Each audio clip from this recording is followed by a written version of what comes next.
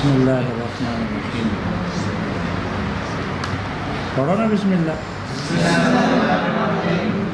اللہم انفعنا بما علمتنا وعلمنا ما ينفعنا اللہم الہمنا مراشد امورنا وقنا شرور انفسنا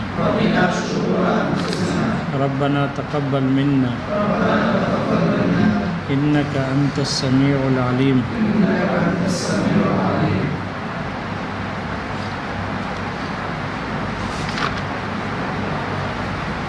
سبق یاد ہے؟ بن گیا کلام. کیا بن گیا؟ کلام مشکل بن گیا، اس لیے کہ ان دونوں معنوں کے لیے آتا ہے، این کے لیے بھی آتا ہے اور کیف کے لیے بھی آتا ہے. زکریا علیہ السلام کے کلام ایک ہی پیغمبر کے کلام میں انا من انا لک ھذا میں انا کیف کے معنی میں ہے، اور جب ان کو بچے کی خوشخبری سنائی گئی تو انہوں نے فرمایا کہ من انا یکون لی غلام، تو انہی کے کلام میں دوسرا انا آ گیا اور وہ بمانا جی کیف کے ہے، کیف کے ہے. اور خود بی بی مریم کے کلام میں ہے انا یکون لی ولد، تو انا یکون لی ولد ای کیف لی یکون، کیف یکون لی ولد. کلام مشکل بن گیا. اگر انا بمانا اس آیت میں فأتوا حرثکم انا شئتم، اگر انا کو ہم این کے معنی میں لیں گے تو این تو مکان کے لیے آتی ہے، پھر عموم مکان ثابت ہوگا، مکان میں عمومیت آ جائے گی. اور بیوی کے پاس دو ہی مکان ہے، قبل ہے اور دبر ہے، تو اس سے اپنی بیوی کے ساتھ لواطت کا حلال ہونا ثابت ہوگا. اگر انا بمانا اینا کے ہو تو پھر اپنی بیوی سے لواطت حلال ہو جائے گی. اور اگر انا بمانا کیفہ کے لیے تو کیفہ تو حالات کے لیے آتی ہے، پھر حالات احوال میں عموم ہو جائے گا، احوال میں عموم ہوگا کہ جس حالت میں چاہو. تو بیوی کے پاس آنے کی حالتیں مختلف ہے، قیامن بھی ہے، جلوسن بھی ہے. تجربے والے بیٹھے ہوئے ہیں، ان سے پوچھ سکتے ہیں. بعض حضرات نے لکھا 200 طریقے ہیں، 200 طریقے. مکان میں عمومیت نہیں ہے، احوال میں عمومیت ہے. مکان ایک ہی ہے، قبل ہے، دبر نہیں ہے. اس میں احوال میں عموم آ جائے گا، احوال میں. لہذا کلام مشکل تھا، تو جب اس کے سیاق و سباق میں غور کیا گیا اور سباق کلام کو دیکھا گیا تو اس سے پتہ چل رہا ہے کہ یہاں انا کیفہ کے معنی میں ہے، اینا کے معنی میں نہیں ہے. سباق میں غور کیا گیا ہے، قرینہ متقدمہ، قرینہ لفظیہ متقدمہ میں غور کیا گیا، اور وہ ہے نساؤکم حرث لکم فأتوا حرثکم انا شئتم. نساؤکم حرث، تمہاری عورتیں تمہارے لیے کھیتیاں ہیں. فأتوا حرثکم، اپنی کھیتیوں میں آؤ. معلوم ہوا اگر احوال لیں گے تو پھر چونکہ قبل ہوگا، اور قبل ہی حرث ہے، اس لیے کہ اگر دبر ہوگا تو دبر حرث نہیں ہے، وہ فرث ہے، گندگی ہے وہاں پر. اور یہی گندگی جب قبل میں آتی ہے تو پھر وہ یہاں پر بھی ودی جماع جو مستحب اور سنت ہوتی ہے وہ بھی حرام ہو جاتی ہے حالت حیض میں. لہذا معلوم ہوا حرث کے قرینے سے پتہ چلا کہ یہاں انا بمانا کیف کے ہے، انا بمانا اینا کے نہیں ہے. لہذا لواطت اپنی بیوی سے بھی حرام ہے، لواطت اپنی بیوی سے بھی حرام ہے. اور دوسری جگہ بھی اللہ نے فرمایا، اس سے بھی پتہ چلتا ہے فأتوہن من حیث امرکم اللہ، عورتوں کے پاس اسی جگہ سے آؤ جہاں سے اللہ نے تمہیں حکم دیا. اور ظاہر بات ہے کھیتی میں اگر دانہ ڈالو گے، پانی دو گے تو فصل اگے گی، اور اس کو تشبیہ دی ہے، اولاد کو ثمرے سے دی ہے. لیکن اگر کھیتی ادھر ہو اور بیج کی دوسری باہر ڈالے اور پانی بھی ادھر ہی دے تو کبھی بھی فصل نہیں آتا. اس لیے کہ ہزاروں سال تک بھی اگر دبر میں لگا رہے تو اولاد نہیں آتی. معلوم ہوا وہ حرف نہیں ہے، وہ فرض ہے. اس لیے یہاں انا شئتم یہ کیفہ کے معنی میں ہے، اینا کے معنی میں نہیں ہے۔ اس لیے جب سبا کے کلام میں غور کیا گیا تو انا کا اشتباہ اور اشکال کیا ہو گیا؟ دور ہو گیا اور کلام ظاہر ہو گیا۔ دوسری مثال ذکر کی ہے، جیسے کہ کلام بعض اوقات مشتبہ ہو جاتا ہے، مشکل بن جاتا ہے ایسے استعارے کی وجہ سے کہ جو استعارہ بالکل نادر اور نایاب ہو۔ تو کبھی کلام استعارہ بدیعیہ اور نادرہ کی وجہ سے کلام مشکل ہو جاتا ہے، جیسے کہ اللہ تعالیٰ نے جنت کے برتنوں کی صفت میں فرمایا قواریر من فضۃ قدروها تقدیرا، قواریر من فضہ، قواریر جنت کے جو برتن ہیں وہ شیشے کے قواریر ہے، لیکن قواریر من فضۃ چاندی کے ہیں، قواریر چاندی کے ہیں۔ اب کلام مشتبہ ہو گیا استعارہ بدیعیہ کی وجہ سے کہ قواریر چاندی کیسے ہیں؟ قارورہ، قواریر جمع قارورہ کی، تو قارورہ تو شیشے کا ہوتا ہے نہ کہ چاندی کا، اور یہاں فرمایا کہ قواریر من فضۃ، وہ قارورہ چاندی کا ہے، تو قارورہ تو ہوتا ہی شیشے کا، چاندی کا کیسے ہوگا؟ کلام مشکل ہو گیا اس استعارے کی وجہ سے۔ لہذا پھر دونوں پر غور کیا گیا، شیشے کی صفت، قارورہ کی صفت اور چاندی دونوں کی صفتوں پر غور کیا گیا اس لفظوں پر، تو یہ معلوم ہو گیا کہ قارورہ کی بھی دو صفتیں ہیں شیشے کی، اور چاندی کی بھی دو ہی صفتیں ہیں۔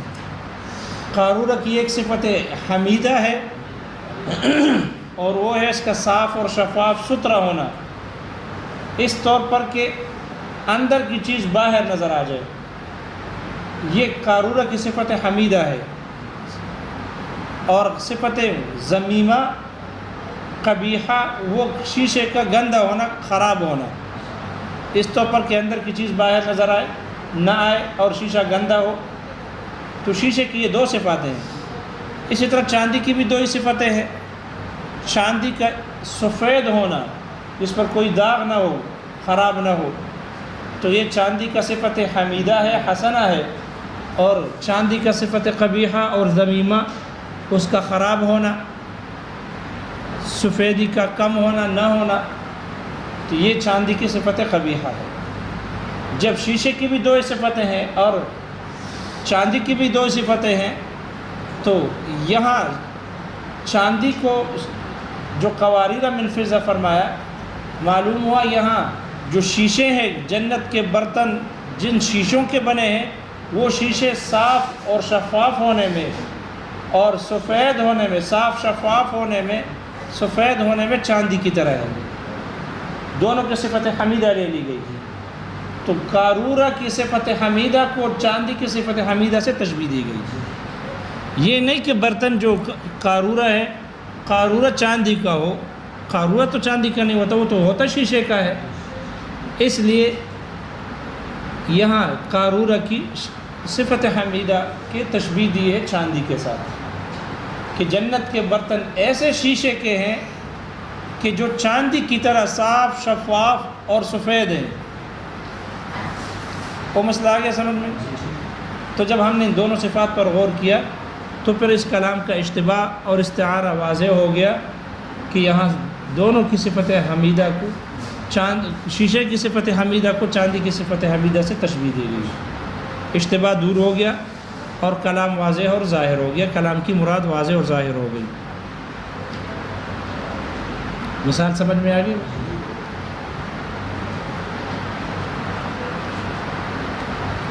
تیسری مثال دی ہے، جیسے کہ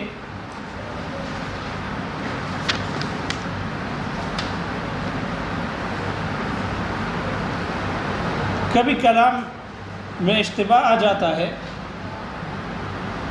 کلام مشتبہ ہو جاتا ہے، جیسے کہ اللہ تعالیٰ نے فرمایا ان کنتم جنبا فطہروا، ان کنتم جنبا فطہروا، اگر تم جنبی ہو تو خوب طہارت حاصل کر لو، طہارت میں مبالغہ کرو۔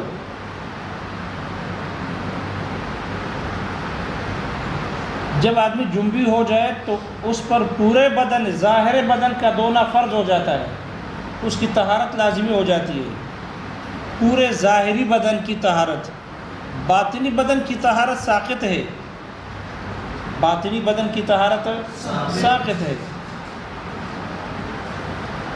لہذا حالت جنابت میں سے طہارت حاصل کرنے کے لیے ظاہر بدن کی، کامل ظاہر بدن کی طہارت حاصل کرنا ضروری ہے۔ اس وجہ سے منہ میں اشکال پیدا ہو گیا، منہ میں کیا پیدا ہو گیا؟ اشکال پیدا ہو گیا کہ یہ جو منہ ہے انسان کا، یہ ظاہر بدن ہے یا داخل بدن ہے؟ اس لیے کہ منہ کے دو وجہیں ہیں، دو صورتیں ہیں، من وجہن یہ داخل بدن ہے اور من وجہن یہ ظاہر بدن ہے۔ یہی وجہ ہے، یہ من وجہن داخل بدن ہے، یہی وجہ ہے کہ اگر روزہ دار آدمی تھوک نگل لے تو تھوک کے نگلنے سے روزہ فاسد ہو جاتا ہے؟ نہیں ہوتا، نہیں ہوتا۔ کیوں؟ اس لیے کہ جو منہ ہے یہ داخل بدن ہے، تو داخل بدن سے رطوبیت اور تھوک چلی گئی داخل بدن ہی کی طرف، لہذا اس سے روزہ فاسد نہیں ہوتا۔ روزہ تو خارج سے جب کوئی چیز جائے اس سے روزہ فاسد ہوتا ہے۔ لہذا اس سے پتہ چلا کہ منہ یہ داخل بدن ہے، لیکن من وجہ خارجی بدن بھی ہے، اس لیے کہ اگر کوئی آدمی منہ کے اندر روزے ہی میں منہ کے اندر پانی ڈال دے کلی کرنے کے لیے، یا کوئی اور کھانے کی چیز ڈال دے، روزہ فاسد ہو جائے گا؟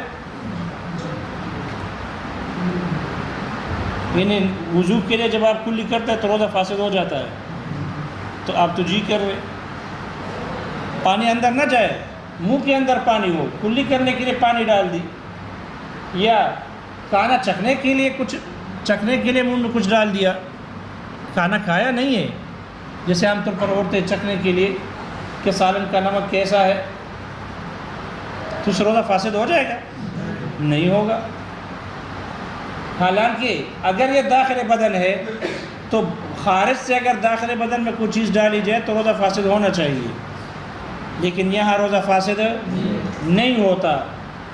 وجہ یہ ہے کہ جو منہ ہے یہ خارج بدن ہے، تو جب کوئی چیز اندر گئی نہیں ہے تو پھر روزہ کیسے فاسد ہوگا؟ وہ مسئلہ سمجھ میں آ گیا؟ معلوم ہوا یہ منہ من وجہ خارج بدن ہے اور من وجہ داخل بدن ہے، اور اللہ نے فرمایا وَإِن كُنتُمْ جُنُبًا فَطَّهَّرُوا، جب تم جنبی ہو تو خوب طہارت حاصل کرو، ظاہری بدن کو پاک کرو۔ داخل بدن تو ساقط ہے، ظاہر بدن کو پاک کرنے کا حکم ہے۔ اب منہ میں آ گیا اشتباہ کہ کیا کہ داخل بدن سمجھ کر غسل میں کلی کرنے کو ساقط کر دیا جائے، یا اس کو ظاہر بدن کا درجہ دے کر کلی کرنے کو فرض قرار دیا جائے۔ اشتباہ آ گیا۔ کیا آ گیا؟ منہ میں اشتباہ آ گیا۔ وہ کچھ سمجھ میں آئے؟ اس لیے پھر اس میں غور و فکر کی گئی، اور غور و فکر کرنے کے بعد منہ کو ظاہر بدن کا درجہ دیا گیا ہے طہارت کبریٰ میں۔ طہارت کبریٰ میں اس کو ظاہر بدن کا درجہ دیا گیا، اور یہ کہا گیا کہ اگر جنابت ہو یا حیض اور استحاضہ ہو وغیرہ تو کلی کرنا فرض ہے، کلی کرنا فرض ہے، ظاہر بدن کا درجہ۔ اور اگر طہارت صغریٰ ہو یعنی وضو ہو، وضو کرنے کے لیے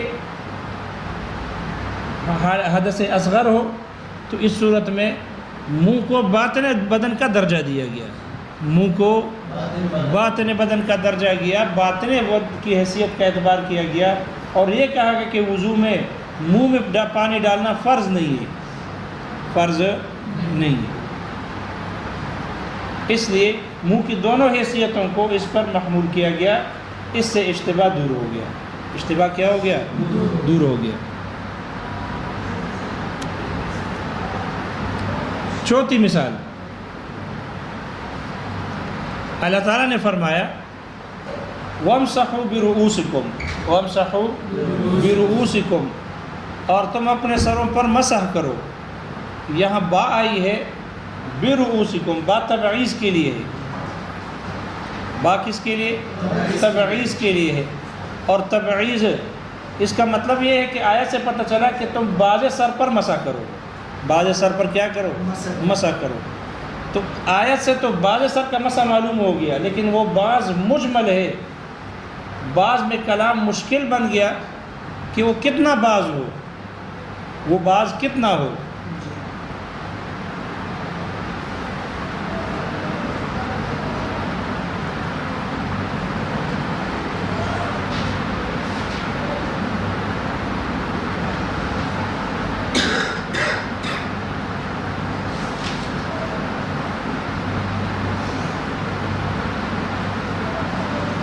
لہذا کلام کیا ہو گیا؟ مشکل بن گیا کہ وہ بعض کتنا ہو. اس لیے امام شافعی رحمہ اللہ بعض سے ایک یا دو یا تین بال مراد لیتے ہیں. لہذا اس کے لیے کیا آ گیا؟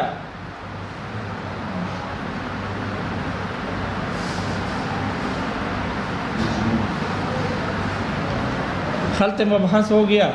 کیا ہو گیا؟ خلط مبحث ہو گیا. مجمل مشکل میں داخل ہو گیا. مجمل مشکل میں داخل ہو گیا. یہ بظاہر مجمل کی مثال ہے، اس لیے کہ مجمل ہے. کیا ہے؟ مجمل ہے. کتنی مثالیں ہوگی مشکل کی؟ فَأْتُوا حَرْثَكُمْ أَنَّىٰ شِئْتُمْ، اور قَوَارِيرَ مِنْ فِضَّةٍ، اور وَإِن كُنتُمْ جُنُبًا فَطَهَّرُوا.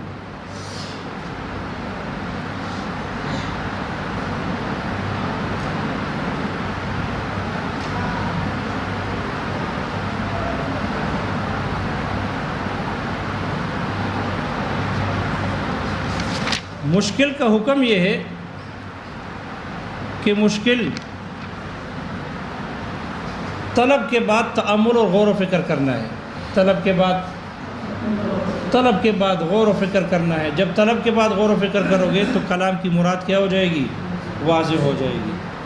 مشکل کا صرف طلب کرنے سے مراد واضح اور ظاہر نہیں ہوگی، بلکہ اس کے لیے کیا کرنا؟ غور و فکر کرنا بھی ضروری ہے. غور و فکر بھی ضروری ہے.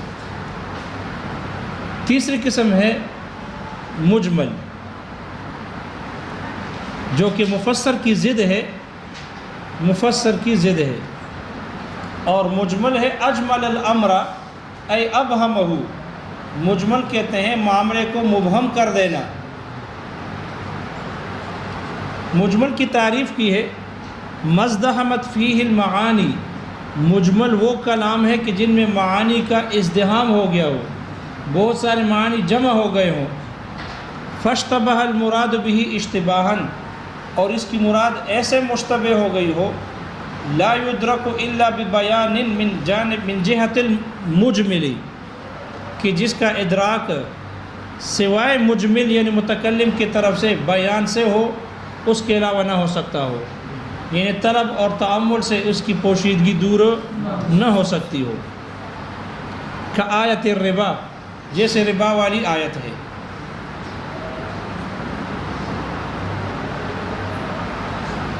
مزد